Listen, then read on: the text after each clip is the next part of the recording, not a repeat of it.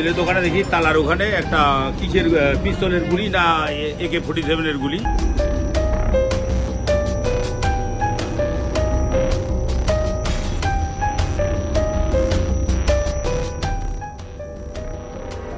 তৃণমূলের পঞ্চায়েত সদস্যের ছেলের দোকানে তালার সঙ্গে ঝোলানো গুলি।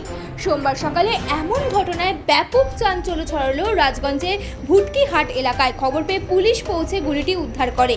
জানা গিয়েছে রাজগঞ্জ ব্লকের মাঝিয়ালি গ্রাম পঞ্চায়েতের মগরসুবা এলাকার তৃণমূল পঞ্চায়েতের সদস্য সুভাষ রায়ের ছেলের একটি স্টেশনারি দোকান রয়েছে ভুটকিহাট এলাকায়।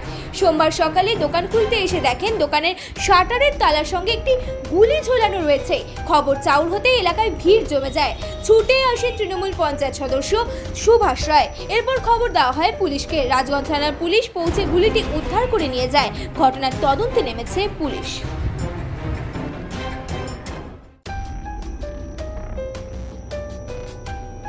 ঘটনাটা এটা আমার এই ছেলের দোকান। এই ছেলের দোকানে দেখি তালার ওখানে একটা কিসের পিস্তলের গুলি না AK-47 গুলি। এই জিনিসটা আমাদের যখন ভোটের রেজাল্ট হয়, সেই রেজাল্ট হওয়ার দিন, ঠিক রেজাল্টের দিনে যেদিনকে বিজয় মিছিল হবে, সেদিনকে আমাদের মগরসুবারেই একটা হিরেন রায়ের বাড়িতে এরকম গুলি উঠানের মধ্যে ফালাই দিয়েছিল। আজকেও দেখি যে ছেলে এই দোকানে খুলতে আসছে, আসে দেখি যে এইখানেও বাঁধে দিয়ে রাখছে আর কি। তো আমি চাচ্ছি, থানাতে ফোন করা হয়েছে, থানা আসতেছে, চাচ্ছি যে এই গুলিটা কোথা থেকে আসছে। এটা যতদূর সম্ভব এরা বলতেছে যে AK-47 গুলি। এটা আংফাং লোকের কাছে তো থাকবে না, বা কোনো থানা থেকে বা কোনো থেকে বলবে। এই হলো ব্যাপারটা।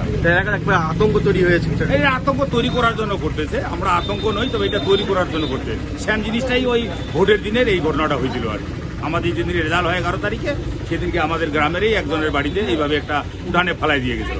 আজকে এখন ছেলে দোকান খুলতে আসছে, দেখতেছে যে ওর চাবির মধ্যে এটা রাখছে, যেন নজরে পড়ে আর কি, আতঙ্ক তৈরি হয় আর কি। পুলিশকে ফোন করছে, পুলিশ আসতেছে, জানুক। এটা আমি তদন্ত চাচ্ছি যে জিনিসটা, এই গুলিটা আসলো কোথা থেকে, ওনারাই বলতে পারবে আর কি।